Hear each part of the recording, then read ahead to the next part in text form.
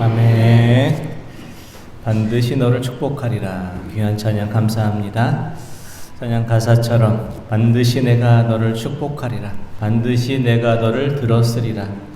천지는 변해도 나의 약속은 영원히 변치 않네.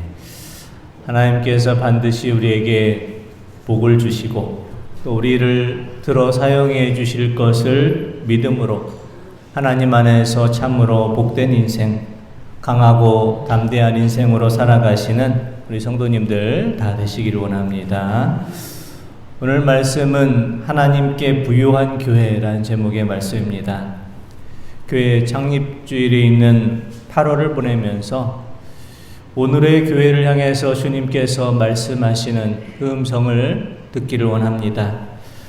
오늘 말씀은 소아시아 지역에 있던 7교회 가운데 서머나 교회를 향해서 하신 주님의 말씀입니다.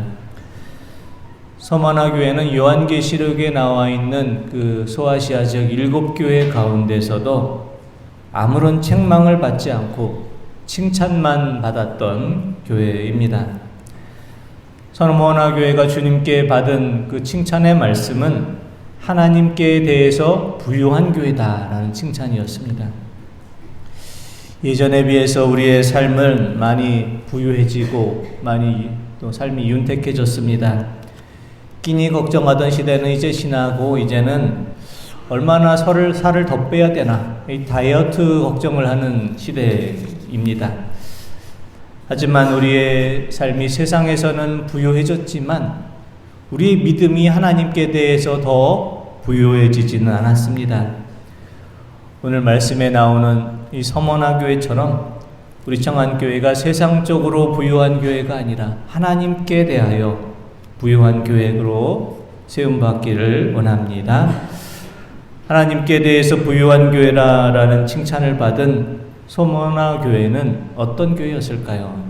이 서머나라는 지역은 에베소로부터 이 북쪽으로 한 80km 떨어져 있는 아름다운 항구 도시입니다.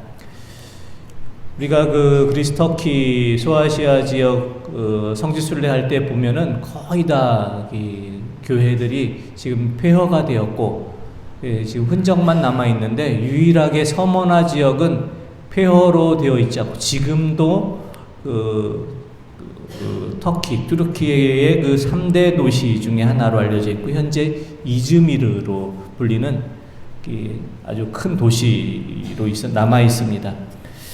주님께서는 오늘 말씀을 통해서 서머나 교회를 향해서 세 가지의 말씀을 들려주십니다. 첫째는 서머나 교회를 향해서 너희가 지금 환난과 궁핍 중에 있지만 실상은 너희는 부유한 자다라는 칭찬의 말씀을 하십니다.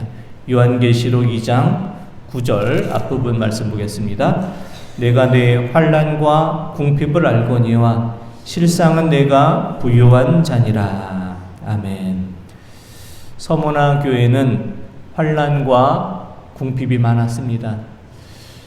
경제적으로 물질적으로 어려움을 당했을 뿐 아니라 정치적으로도 많은 탄압도 받았습니다. 환난이라는 단어로 번역된 헬라어 들립신이라는 단어는 무거운 물건에 의해서 짓눌려 있다, 압박당하다, 박해를 받다 이런 뜻의 단어입니다. 서머나 교회는 무거운 물건에 짓눌리는 것처럼 압박과 박해, 많은 환난을 당했습니다. 특별히 물질적으로 많은 어려움을, 궁핍을 겪었습니다. 궁핍이라고 번역된 헬라어 단어 프로케이아라는 단어는 아무것도 없는 상태, 구걸하는 상태, 경제적으로 많이 어렵고 힘든 상황을 의미합니다. 서머나 교회 성도들이 왜 이렇게 정치적으로도 어려움을 당하고 경제적으로도 궁핍함을 당하고 어려운 일을 당해야 했을까요? 그것은 우상 숭배가 심한 서머나 지역에서 믿음을 지키고 믿음을 포기하지 않았기 때문입니다. 서머나 지역은 황제를 숭배한 도시로 유명한 도시입니다. AD 26년 로마의 티베리아스 황제의 신전을 건립하는 그 특권이 주어진 도시였고 황제 숭배를 처음으로 실시한 도시입니다. 황제 숭배라는 것은 황제를 신과 동격에 놓고 황제를 마치 신처럼 신상을 세우고 황제의 신상을 세우고 신에게 예배하듯이 황제에게 예배를 드리는 것이 황제 숭배입니다. 황제 숭배로 유명한 서머나 지역에서 살기 위해서는 모든 사람은 무조건 황제 숭배를 참여해야만 했습니다. 황제 숭배는 의무적이고 거절하면 경제적인 제재, 정치적인 압박, 죽음까지도 각오해야 되는 일이었습니다. 하지만 서머나 교회 성도들은 황제를 신과 같이 섬기는 일을 거절했고 환난과 궁핍을 당하는 길을 선택했습니다. 서머나에 사는 사람들은 로마 황제를 섬기는 것을 영광으로 여겼지만 서머나의 그리스도인들은 황제를 신과 같이 섬기는 일을 거절했고 그래서 그러므로 인해서 물건을 사고 파는 행위를 금지당하고 토지나 집이 다 몰수당하기까지 했습니다. 주님께서는 믿음을 지키기 위해서 기꺼이 환난과 궁핍을 당한 서머나 교회 성도들을 향해서 너희가 궁핍과 환난을 당하고는 있지만 실상은 부유한 교회다, 부유한 자라라는 칭찬의 말씀을 하십니다. 사랑하는 성도 여러분, 지금 우리는 세상에 대해서 부유한 자로 살고 계십니까? 아니면 하나님께 대해서 부유한 자로 살고 계십니까? 오늘날 많은 교회는 하나님께 부유하기보다는 세상에 부유한 교회가 됐습니다. 우리나라는 세계에서 가장 큰 세계의 10대 교회 중에서 4개 교회가 있는 나라입니다. 또 최근 들어서 한국 교회가 앞다투어서 대형 성전을 짓고 있습니다. 사랑의 교회는 2013년 말 서울 서초동 법원 앞에 지상 14층, 지하 7층, 연면적 2만 평 크기의 교회 건물을 세웠습니다. 부지 매입비를 제외한 교회 건축비만 3천억 원 이상이 들었습니다.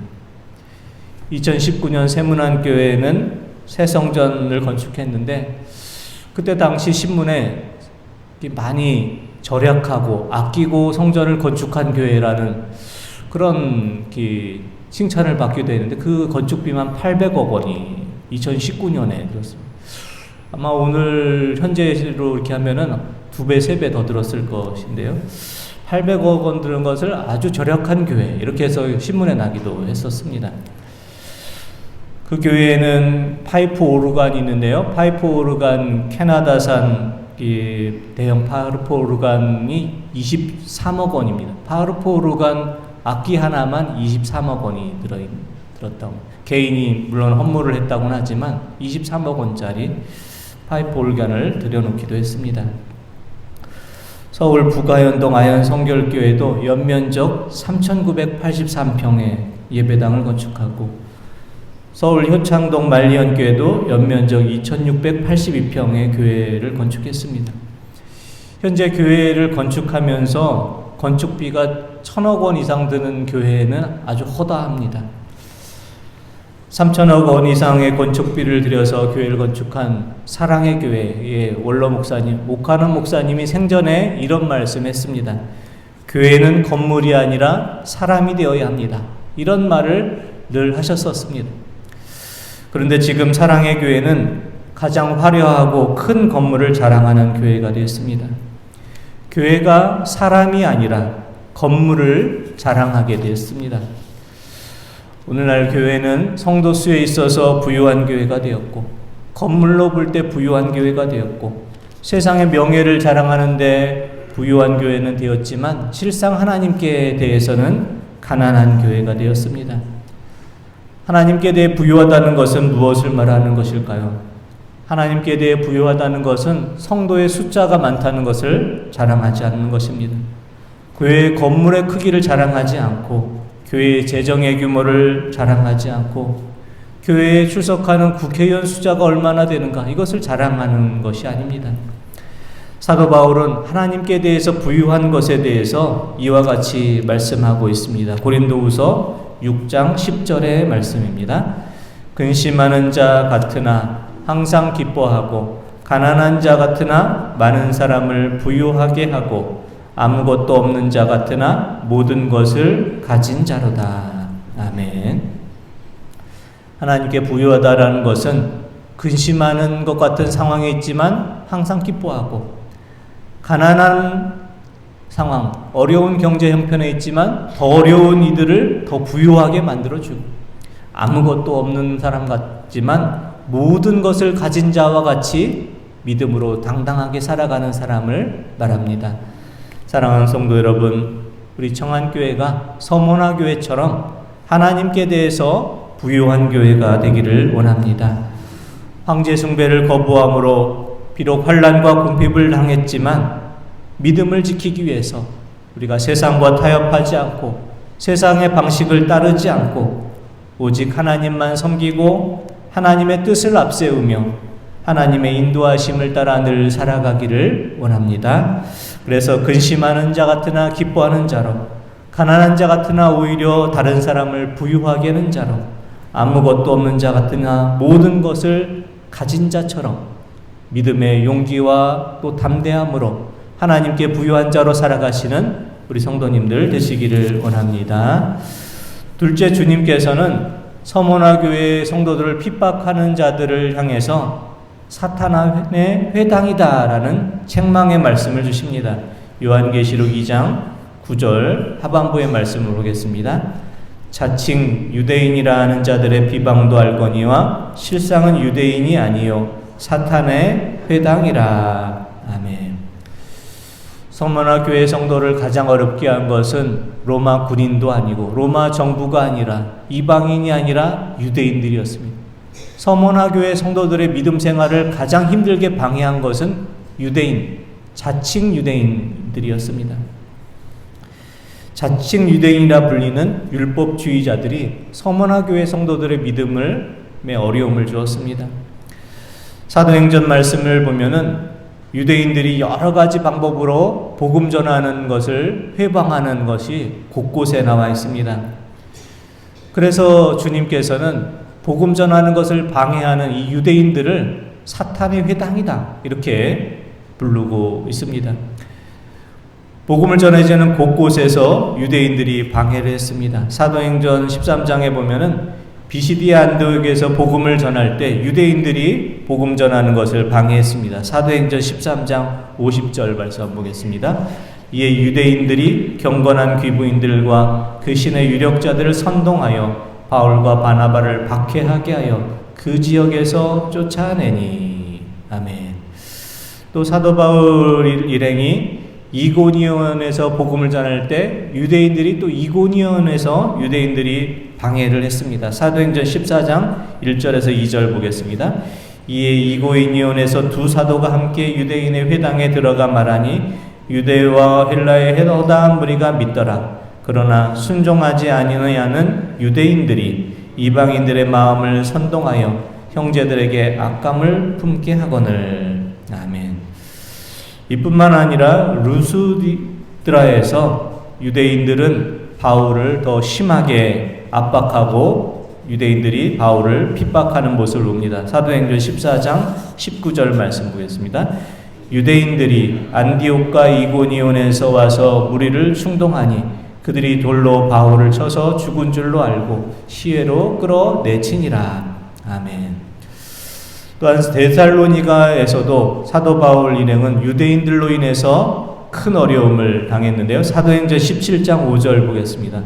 그러나 유대인들은 시기하여 저자의 어떤 불량한 사람들을 데리고 떼를 지어 성을 소동하게 하여 야손의 집에 침입하여 그들 백성에게 끌어내려고 찾았으나.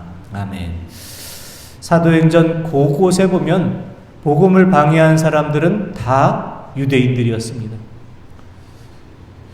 오늘 우리가 이스라엘이 상당히 우호적이고 기독교의 우호적인 나라로 알고 있지만 그렇지 않습니다. 역사적으로 보면 오히려 유대인들이 기독교인들을 많이 어렵게 힘들게 했습니다. 복음을 전하지는 곳곳에서 주님의 복음을 방해한 사람들은 유대인들, 자칭 유대인들이었습니다. 유대인 율법자들은 예수님의 복음을 믿고 구원함을 얻을 그들을 향해 나아가기를 너희가 할례를 받지 않는다면, 너희가 율법을 지키지 않는다면 할례와 율법 없이 구원을 얻을 수 없다, 이렇게 말했습니다. 주님께서는 그들은 실상은 유대인이 아니고 사탄의 회당, 사탄의 모임에 불과하다, 이렇게 말씀합니다. 오늘날 교회에 가장 어려움을 주는 사람은 누구일까요? 바로 자칭 그리스도인들입니다. 자칭 그리스도인들은 누구를 말합니까? 교회를 다니긴 하지만 그리스도인답게 살지를 못하는 이들을 말합니다. 입으로는 복음을 말하고 믿음을 말하지만 행동으로는 믿음을 보이지 못하는 이들을 말합니다. 주님께서는 자칭 그리스도인들, 입으로만 주여 주여 하는 이들에 대해서 결코 천국에 들어가지 못할 것이다, 이렇게 말씀합니다. 마태복음 7장 21절에서 23절 말씀 보겠습니다. 나더러 주여 주여 하는 자마다 다 천국에 들어갈 것이 아니요 다만 하늘에 계신 내 아버지의 뜻대로 행하는 자라야 들어가리라. 그러나 날에 많은 사람이 나더러 이르되 주여 주여 우리가 주의 이름으로 선지자 노릇하며 주의 이름으로 귀신을 쫓아내며 주의 이름으로 많은 권능을 행하지 아니하였나이까 하리니 그때 내가 그들에게 밝히 말하되 내가 너희를 도무지 알지 못하니 불법을 행하는 자들아 내게서 떠나가라 하리라. 아멘. 입으로 주여 주여 하면서 말하는 그런 자칭 유대인들, 자칭 유대인들이라는 사람들, 자칭 그리스도인이라는 사람들 가운데 오늘날 많은 국회의원도 있고요, 기업인도 있고요, 또 많은 그리스도인들, 자칭 그리스도인이라는 법조인도 있고요, 세상에서 성공한 그리스도인들이 참 많이 있습니다. 하지만 자칭 그리스도인이라는 이들이 있는 국회는 전혀 국회답게 변하지 않고, 자칭 그리스도인들이 운영하는 기업은 불법을 행하고 자행하고 있고, 자칭 그리스도인이라는 이들이 판검사가 되어 판결하는 그 판결은 굽어 있습니다.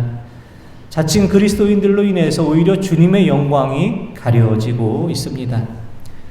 자칭 그리스도인들이 많은 이 시대, 우리가 입으로만 믿음을 말하는 자가 아니라, 입으로만 주여 주여 하는 자가 아니라 삶으로 우리의 믿음을 하나하나 증거해 보이며 살아가실 수 있기를 원합니다.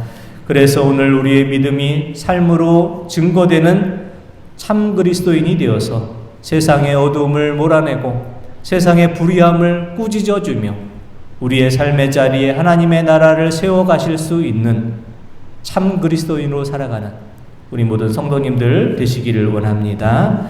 셋째, 주님께서는 서머나 교회 성도들을 향해서 장차 받을 고난을 두려워하지 말라, 이렇게 말씀합니다. 요한계시록 2장 10절 말씀 보겠습니다. 너는 장차 받을 고난을 두려워하지 말라. 볼지어다 마귀가 장차 너희 가운데서 몇 사람을 옥에 던져 시험을 받게 하리니 너희가 10일 동안 환난을 받으리라. 네가 죽도록 충성하라. 그리하면 내가 생명의 관을 내게 주리라. 아멘. 주님께서 우리가 믿음을 지키기 위해서 받게 될 고난을 두려워하지 말라, 이렇게 말씀합니다. 너희가 10일 동안 환난을 받게 될 거지만 우리가 믿음을 지키며 충성하며 살아갈 때 영원한 생명의 멸류관을 주시겠다, 이렇게 말씀합니다. 우리가 10일 동안 환난을 받는다는 것은 열흘 동안 환난을 받는다는 것이 아니라 우리가 세상에서 받는 환난과 고난은 매우 짧은 기간에 불과할 것이고 우리의 그 짧은 환난의 기간에 비교해서 우리가 받게 되는 생명의 멸류관은 영원한 멸류관을 받게 될 것이다, 이렇게 말씀합니다. 우리가 세상에서 믿음을 지키기 위해서 당하는 고난은 짧지만 믿음을 지키며 살아갈 때 우리에게 주시는 상급은 영원하고 큰 상급입니다. 서머나 교회는 주님의 말씀처럼 죽도록 충성한 이가 있었는데 바로 이 사도 요한의 제자 폴리캅이었습니다. 사도 요한의 직계 제자 폴리캅은 서머나 교회를 목회하다가 로마 황제를 숭배하는 황제 숭배자들에게 체포되었습니다. 폴리캅을 체포한 이들은 내가 만일 황제 숭배를 약속하면은 살려주겠다. 이렇게 말합니다. 그때 폴리카본 이와 같이 말합니다. 나는 지난 86년간 그리스도를 섬겨왔다. 지난 86년간 그리스도께서는 나에게 한 번도 잘못하시거나 나를 모른다고 하신 적이 없었는데 어찌 내가 나를 구원해 주신 나의 왕을 모독할 수 있겠는가? 폴리캅은 자신을 회유하고 설득하는 황제 숭배자들의 요구를 거절하고 화형을 당했습니다. 폴리캅의 용기 있고 확신에 찬 이 순교로 인해서 많은 주변의 이들이 그리스도를 더 믿게 되었고, 그리고 장차 로마에서 그리스도가 국교로 공인되게 되었습니다. 사랑하는 성도 여러분, 우리가 서머나 교회 성도들처럼 믿음을 지키기 위해서 세상에서 환난도 당하고 궁핍도 당하고 어려움도 당할지라도 우리가 하나님께 대해서는 부유한 자가 되시기를 바랍니다. 근심하는 자 같지만 기뻐하는 자로, 가난한 자 같은 자 같지만 다른 사람을 부유하게 하는 자로, 아무것도 없는 자 같지만 믿음으로 당당하게 살아가는 하나님께 대해 부유한 자가 되시기 바랍니다. 이 땅에 자칭 그리스도인이 많이 있지만 자칭 그리스도인이 아무리 많다고 해서 세상은 변하지 않습니다. 우리가 이 시대에 말이 아니라 삶으로 믿음을 증거해 보이는 참 그리스도인이 되시기를 원합니다. 불의한 세상과 타협하지 않고 세상의 어둠을 몰아내고 세상의 불의함을 꾸짖어주고 그래서 참된 믿음을 증거하며 살아가시는 성도님들 되시기를 원합니다. 세상에 우리가 믿음을 생활할 때 당한 어려움과 고난이 있지만 그것은 짧은 것이고 우리가 믿음을 지키며 하나님 앞에 나아갈 때 우리가 받는 그 상급은 영원한 생명의 면류관입니다. 서머나 교회 성도들처럼 우리가 끝까지 믿음을 지키고 죽도록 충성함으로 살아감으로 주님께서 약속하신 생명의 면류관을 받기에 합당한 모습으로 마지막 때 믿음 있는 자로서 살아가시는 우리 모든 성도님들 다 되시기를 원합니다. 기도드리겠습니다. 하나님 아버지, 주님께 아무런 책망받지 않고 칭찬만을 들었던 서머나 교회 성도들처럼